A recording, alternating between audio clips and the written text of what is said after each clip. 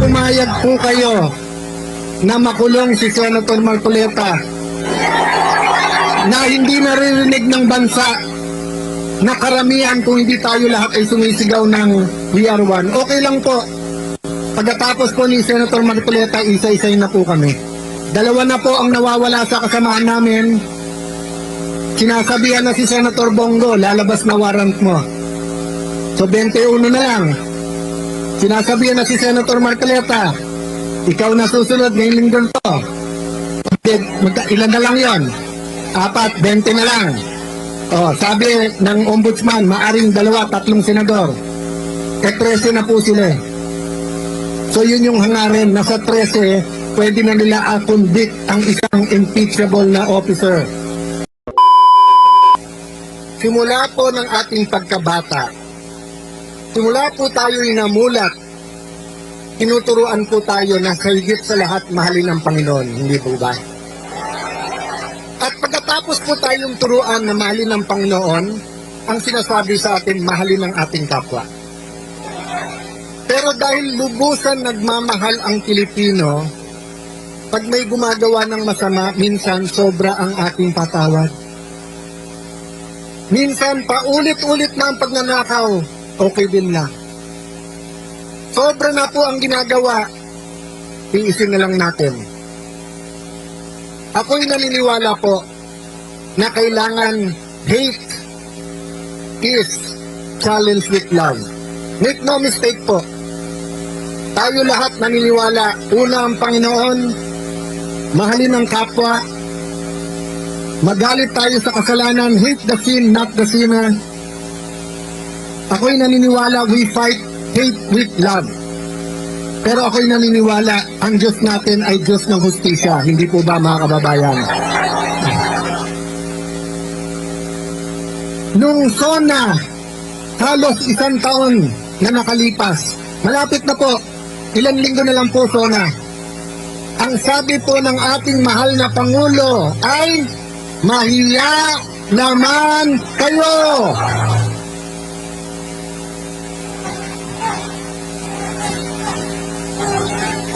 Yung iba po, yung iba ay nagkaroon ng pag-asa.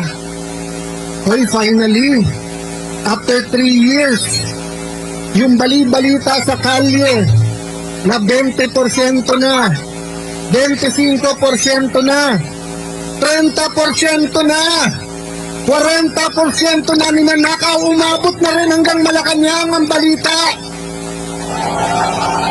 Nagkaroon po ng pag-asa ang ating mga kababayan. Kasi baka naman, dahil po siyempre iba pag Pangulo ka, iba pag nasa taas ka. Hindi po ba? Kayo po ay napaka-blessed. Bakit po? Ang isang Pilipino pag sumulat po sa inyong tagapamahala, kahit na saan po sulok ng bansa, nakakaabot. Pag may naaapi na kapatid, nakakaabot at inaaksyonan. Pero minsan sa simpleng barangay captain, minsan sa simpleng mayor o governor, kahit po sa akin, maraming sumusulat at pasensya na. Minsan po, hindi ko natutugunan. Lalo pa ho ang Pangulo. Kaya nagkapag-asa tayo. At agad tumilos si Senator Lacson. Nag-privilege speech.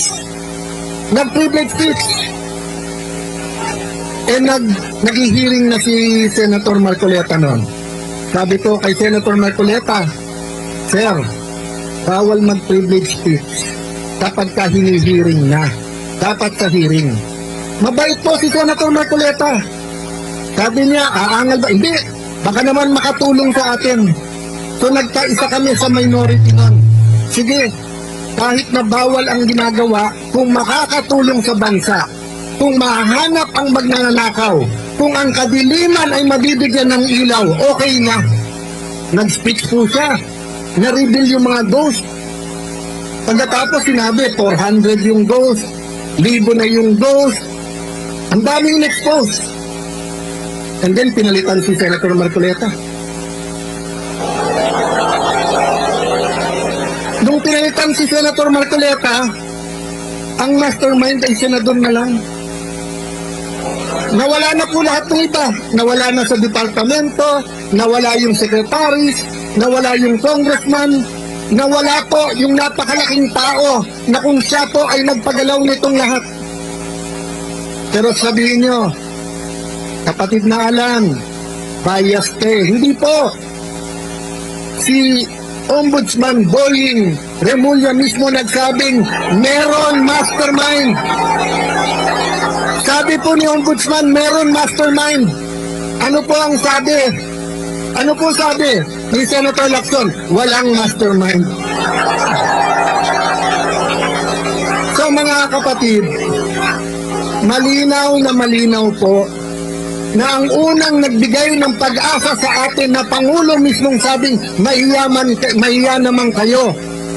Hindi na po sila nahihiya.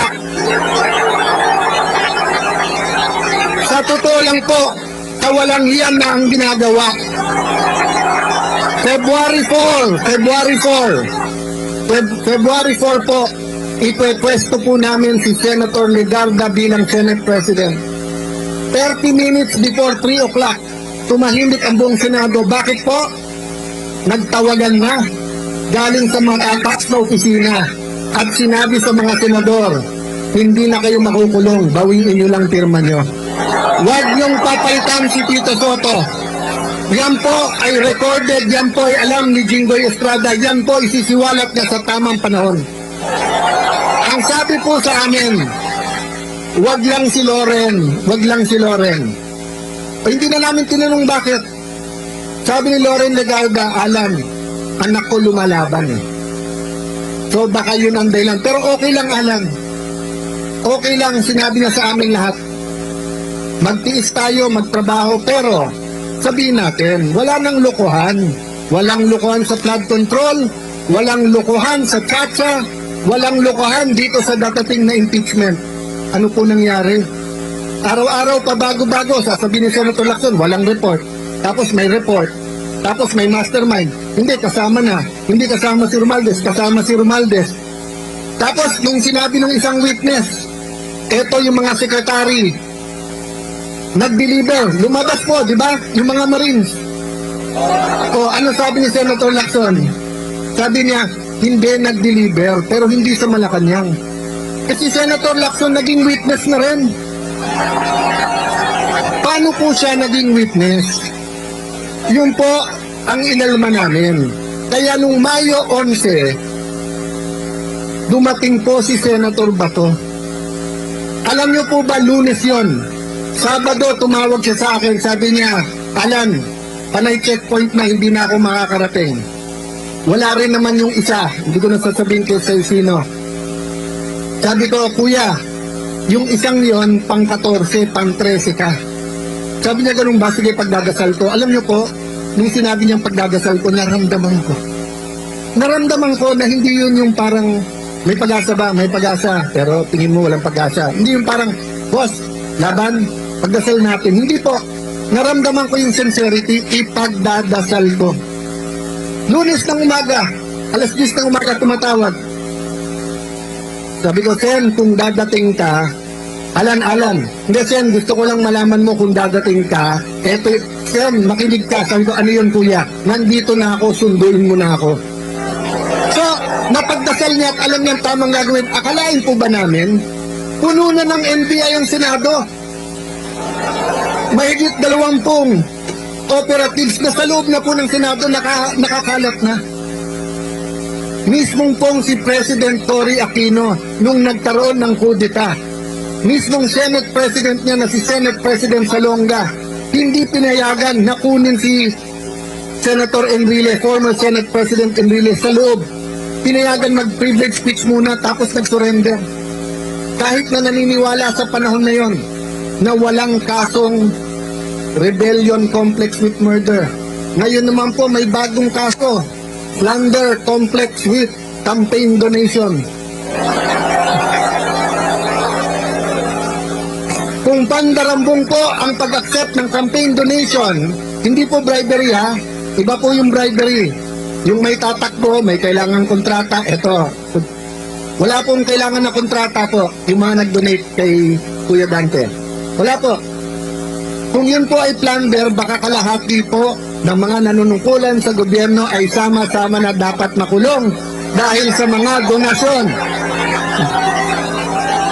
Bibigyan ko ng example, ha? Although karamihan dito, kapatid, sabihin na natin may iba pang mga sumama. Nung 2016 election, meron pong eleksyon, may isang kandidato nagpapadonate ng lugaw. Okay? Magandang project yon, magandang project yon. Magandang project yon. Pero kung 1 milyon po tayo na nagbigay ng 50 pesos para po magkaroon ng lugaw, 50 million yon, plunder po ba yon? O kayo po, may mga t-shirt kayo. Kung tatakbo po si Kadante, nagbigay kayo ng t-shirt worth 50 pesos. Eh, ilang milyon po ang mga kapatid? Sa 1 milyon na lang po nagbigay isang t-shirt, plunder po yon? Ang kasalanan po ni Senator Marcoleta ay hinahanap niya ang katotohanan. Yun po ang buong katotohanan. Alam niyo po, hindi po ako magpapakahaba. Alam ko pong mahaba ang programa, mahaba ang pagtitiis, pero gusto ko pong aminin sa inyo to. Kaninang umaga, nung pinapanood ko yung video at malakas ang ulan at hindi po umaalis, tapos may konting kaguluhan, nagsisigawan, "We are one."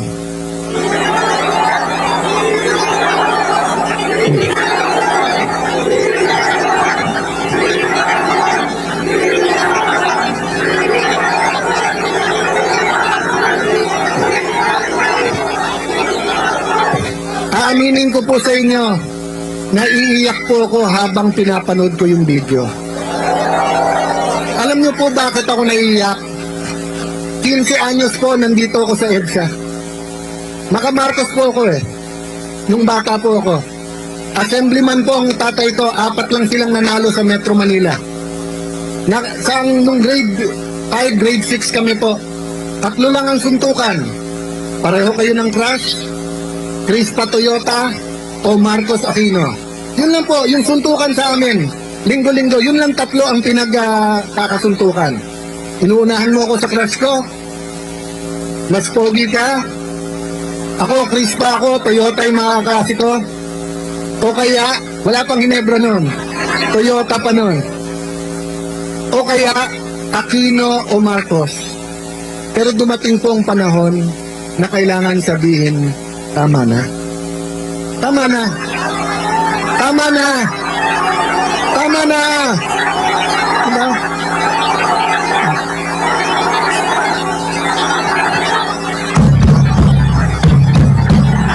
Tama na.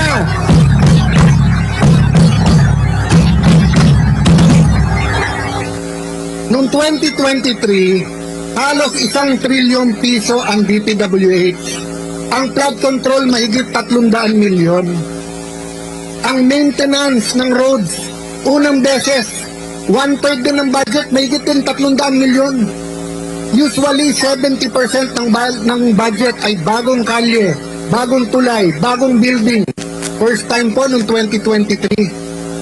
Flood control at saka maintenance. Ang maintenance po hindi pa iniimbestigahan hanggang ngayon. Hindi pa rin po natuwa, 2024, wala pa rin nagsabing tama na. Ganun na naman ang ginawa. DPWH pa lang ho yan, wala pang DOH yan, wala pang Department of Agriculture yan, wala pang BIR yan, wala pang LTO yan, walang smuggling pa yan. At lalong-lalong wala pang kita sa droga yan. Kaya nung dumating ang 25 na SONA, natuwa tayo nung sinabing maya naman kayo kasi ibig sabihin may nagsabi sa ating mahal na Pangulo, "Boss, tama na. Boss, tama na." Ano ang problema?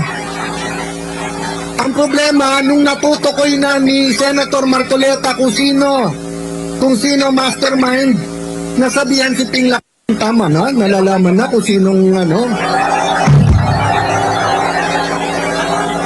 Ang problema, nung hindi na namin kinaya at pinalitan na namin si Tito Soto. May nagsabi sa Malacanang, tama na, wag niyo payagan yung mga yan makaupo.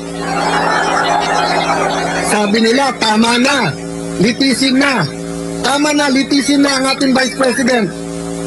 Nangako po kami, fair yung ating pong paglilitis. Bakit ayaw po nila isabay ang hearing ng flood control dun sa paglilitis?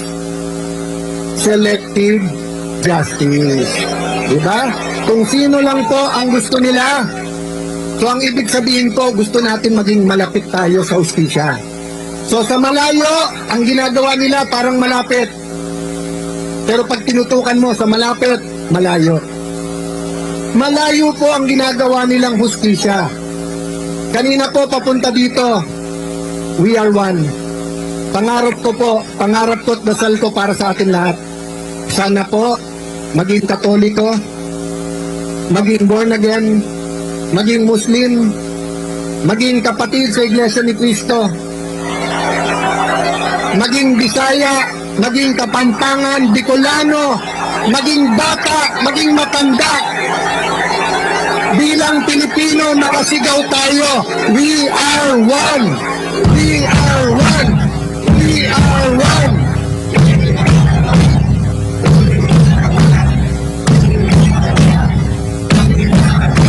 Baka pumayag po kayo na makulong si Senator Marcoleta na hindi naririnig ng bansa na karamihan kung hindi tayo lahat ay sumisigaw ng we are one. Okay lang po.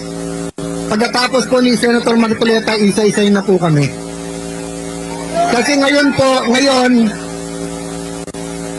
dalawa na po ang nawawala sa kasamaan namin. Sinasabihan na si Senator Bongo, lalabas na warrant mo. So 21 na lang. Sinasabihan na si Senator Marcoleta, ikaw na susunod ngayong linggo to. Ilan na lang yon? 4, 20 na lang. Sabi ng ombudsman, maaring 2, 3 senador. 13 na po sila. So yun yung hangarin. Nasa 13, pwede na nila convict ang isang impeachable na officer. Kaya yung iba nating kasama sa EDSA noong 1986, yung pong nagsasabing laban, ay ngayon po hindi lumalaban. Bakit po? Bakit sila hindi lumalaban? Bakit sila hindi sumisigaw na we are one? Dahil gusto nila pag na-impeach ang Vice President, sila ma-appoint at sila naman ang maging presidente. Dahil, bakit naman papayag ang Pangulo na ganun magiging presidente? Kasi ang sabi naman ng Malacanang, sige, mag-agawan na kayo. Wala namang eleksyon eh. Magsatsatsa naman tayo. So, lahat po to ay sa pangalan lamang ng simpleng gawain. Ang gawain ng flood control. Kung wala naman pong flood control, normal po ang ating politika. Normal po, pwede natin sabihin we are one, pero ikaw dilaw, eto puti, eto itim, eto rainbow. Pwede naman po natin sabihin magkakasama tayo eh. Pero bakit po madugo ang labanan ngayon? Dahil iniisip po nung iba, lamunin na natin yung pagnanakaw. Pag tayo naman naging presidente, palitan natin lahat yan. Hindi po mangyayari, kapatid. Kasi pag nadungisan ka na at kasama ka na sa cover up, wala ka ng choice. Itutuloy-tuloy mo na ang pananakit. Itutuloy-tuloy mo na yung selective justice. Baon ka na, hawak ka na nila. Yun po ang problema natin kay Kadante. Hindi natin po problema na makukulong siya. Ang problema natin, hindi siya mahawakan. Ang problema natin, hindi siya madidiktahan. Kaya mga kapatid, sana hindi kayo madiktahan.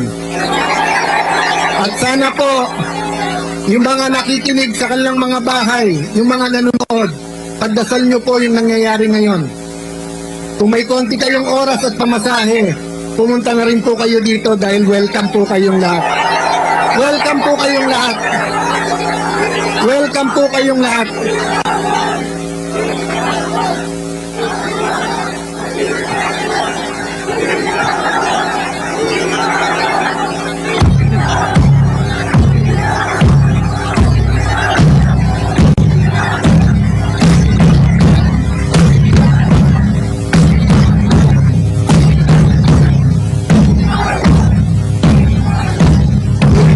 mga nabasa kanina, yung mga papawisan, pag uwi nyo yung t-shirt na to, lalaban nyo, di ba? You will wash it. Pero tingnan yung t-shirt. They want it washed away. Siguro last na po to. Yung mga kasing edad ko at mas matanda, hindi ko alam kung naalala nyo pa yung commercial ng 1980s. Meron pong commercial sa TV kasi nga ang mga tao dumadami na noon sa Metro Manila. Marami po nagtatapon ng basura. Naglabas po ng gobyerno ng commercial. Ang basurang tinapon nyo, babalik din sa inyo. So kapag ikaw ay public official at may desisyon ka at pinestyon ng tao, katulad ng ginagawa nyo ngayon, katulad ng ginawa nyo sa malawakan yung rally, nung nanawagan kayo ng pagkakaisa, nanawagan kayong pakinggan kayo, dalawa lang po ang pwedeng gawin ng public official. Una, mag-reflect, makinig. O nga naman, baka tama sila. Baka nga selective justice, ayusin natin to. Pero pangalawa, double down. Double down, ibig sabihin, yung mali, lalo nilang pagpipilitan na tama. So nakita na ni Senator Lacson na nagkaloko-loko na yung Blue Ribbon Committee, inilagay pa si Erwin Tulfo.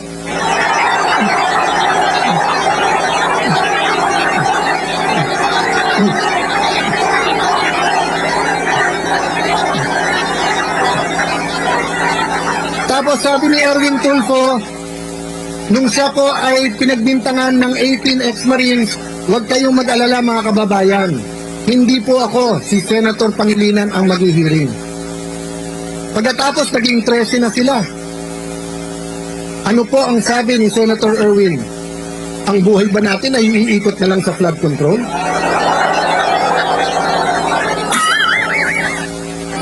Pagkatapos nung nakawin, ang mahigit 100 bilyong piso, ang trilyon-trilyong piso, sasabihan nyo kami, ang buhay ba natin iikot na lang sa investigasyon?